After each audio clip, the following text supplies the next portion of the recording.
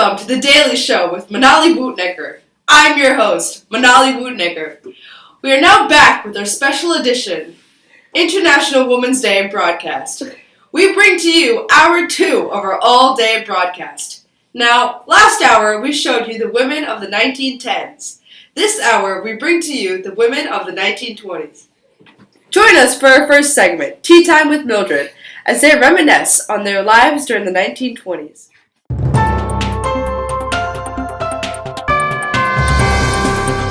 Do you girls remember when we gained the right to vote? It feels like yesterday to me, but it's been so many years. Of course we remember. It was one of the most important parts of feminism and changed the role that women played in society forever. You know, I was just thinking about this the other day and how women's persevering led to some amazing changes. I wasn't alive at the time of the passing of the 19th Amendment. My mother told me all about the events that led up to it. I was a teen at that time, and I remember my older friends who were married and their political status. They were always dismissive about being able to vote because it was assumed that a man's political opinion was the same as his wife's. So when the polls opened, men simply voted for their wives. I was always outraged by this because spouses do not always have the same opinion. All my friends were against this, as I recall. I was always at the protests and meetings, including a very specific one at Seneca Falls in 1948. Was this when the Declaration of Sentiments was read? Well, yes, it was. Do you know what it was? I think so. As I said before, my mother explained most of it to me. It was a document in which it is stated that men and women are created equal and therefore deserve the same rights. It notes all the wrongdoings that women had been subjected to by men. It was also based off the Declaration of Independence. Now, you can't forget that it also demanded equal rights for women. So, I know what it is, but what did it do? You see, the Declaration of Sentiments was the first real push for equal rights between men and women. One of these demands was the ability to vote. The argument of the document was that women were victims to male tyranny. It led to the formation of many women's suffrage associations. After many groups had been formed and through the dedication of many brave women like Susan B. Anthony and Elizabeth Cady Stanton, the 19th Amendment was finally passed on August 20th, 1920. This meant that women were finally able to vote legally. What about the Lesser versus Garnett case? Oh yes, how can we forget about that drama? Wasn't this the case in which 2 women were denied the right to vote in 1922 in Maryland by Oscar Lesser, a judge? I think Lesser sued to have their names removed from a list of voters because he believed the amendment did not apply to the state of Maryland, seeing as it was not a part of the Constitution. In response, Supreme Court Justice Louis Brandeis wrote that the 19th Amendment applied to every state, no matter what, making every woman's right to vote legal in all 50 states in a more reinforced way. All of this talk makes me very glad to be able to vote. Without these women and laws, we would never be able to voice our own political opinions. I'm thankful that we were able to be ourselves and not the victims of inequality. Wow, how interesting. Join us now to discuss the extent to which women revolutionized their image in society in the 1920s progressive era.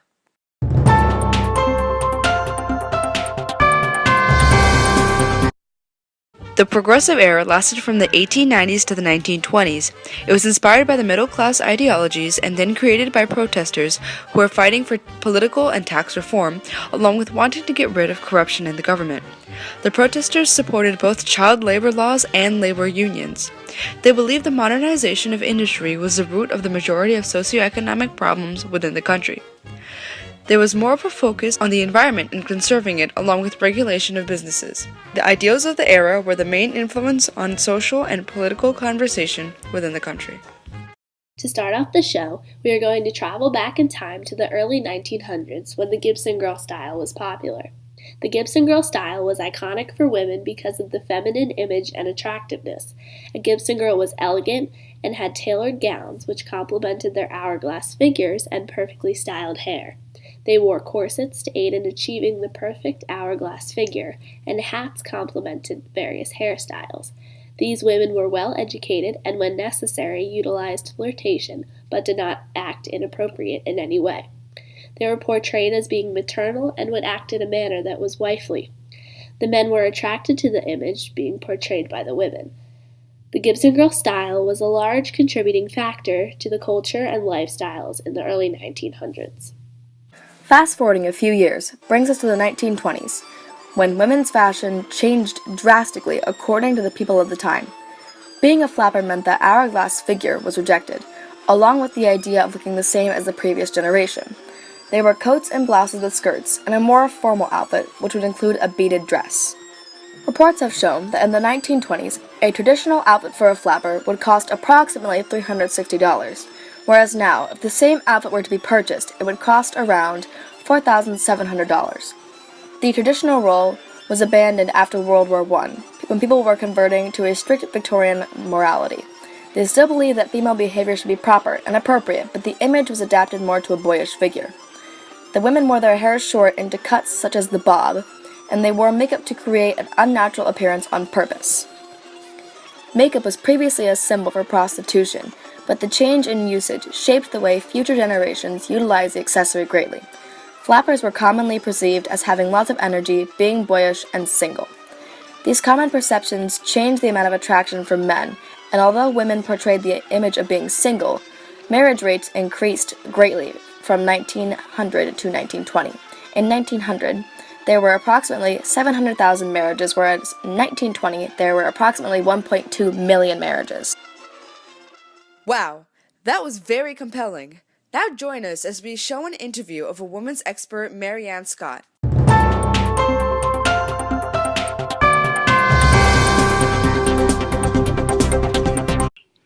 Hi, my name is Omkar Zope, coming to you live here with Marianne Scott, a women's expert. How are you doing today, Mary? I'm doing fine. How are you? Good. I'm good. To what extent did views on gender marginalize a women's appreciation in society and relationships? That's actually a very interesting question. Females' gender has been marginalizing factor to a lesser extent in the 1920s and the Jazz Age as compared to before the 19th Amendment was ratified. Wow, that is so interesting. Can you tell me why this is? Yes, actually, women revolutionized their image in the 1920s. A common theme just before the 1920s was that women were meant to just stay home and take care of the children, and that they could not do all the things that men could do. Something similar to a house slave in the matter of intimacy and oppression. A man named Frederick Allen stated that women were guardians of morality. They were made of finer stuff than men and were to act accordingly. With the 1920s came the 19th Amendment, which sparked a change in the attitude of women as they became more confident in their gender. Wow, I never thought of it in this way. Can you tell me if the Jazz Age had any impact on the view of women in society? Actually, the Jazz Age had a significant impact in the growth of a woman's image in society. Jazz music provided females of all ages with an outlet for rebellion. Jazz music helped to provide jobs for women within the music industry and expanded the base of a woman as a consumer target market.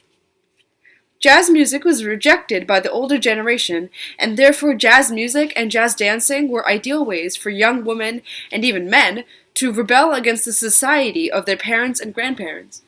Were women treated differently in their work in the 1920s? This is a very interesting topic, and I'm glad you asked. Actually, in the 1920s, the World War I was taking place, and most of the men of the household were soldiers in the war, leaving many job opportunities for the women while their husbands were away. However, due to the misogynistic view, the female workers were worked in harder conditions and received much less pay than the male workers. One newspaper stand stated, "There has been a sudden influx of women into such unusual machine shops and steel mills." A report from the United States Bureau of Investigations shows that during the World War, the number of women in industry increased greatly, and the range of occupations open to them was extended. Even though they remained concentrated in certain occupations such as domestic and personal service and factory work. Statistics show in 1920, women were 21% of all gainfully occupied persons. Even though this seemed like a large victory for women as they were acquiring jobs, a War Department brochure reminded female workers that a woman is just a substitute, like plastic instead of metal. The moment the war ended, the men came back from the war and reclaimed their jobs, further showing this overbearing misogynistic view on women. And last question, how are women treated differently in relationships? That's actually a very good question. In all of time before, women were treated to a much lower status in relationships. Julia Spruili describes the woman's legal situation in the colonial period as the husband's control over the wife's person extended to the right of giving her chastisement, but he was not entitled to inflict permanent injury or death on his wife. As for property, besides absolute possession of his wife's personal property and a life's estate in her lands, the husband took any other income that might be hers. He collected the wages earned by her labor. Naturally, it followed that the proceeds of the joint labor of a husband and wife belonged to the husband. For a woman to have a child out of wedlock was a crime, and colonial court records were full of cases of women being arraigned. In the 1920s, women began to be seen as more equal, however, the underlying empowerment by the males was still present. Wow, this is all very interesting. I didn't know this before. Thank you for coming. Thank you for having me. Now back to you, Manali. Thank you, Omkar. How insightful. In the 1920s, feminism allowed women to build up their presence in the governmental factors of life through women's suffrage. Through the perseverance of certain women's strong will, women were able to gain their ability to vote. Women revolutionized their image greatly over the course of the 1920s. Through their change in fashion and perception of society, culture was shaped by the change in style in the early 20th century and the end of the century. The roles were reversed and culture was a larger influence. A female's gender has been a marginalizing factor to a lesser extent in the 1920s and the Jazz Age as compared to before the 19th Amendment was ratified. We are now at the end of hour 2 of our Women's Appreciation broadcast. Stay tuned after this break. And don't forget to get the app, The Daily Show with Manali Wootnecker, to receive real-time updates and news occurring near you.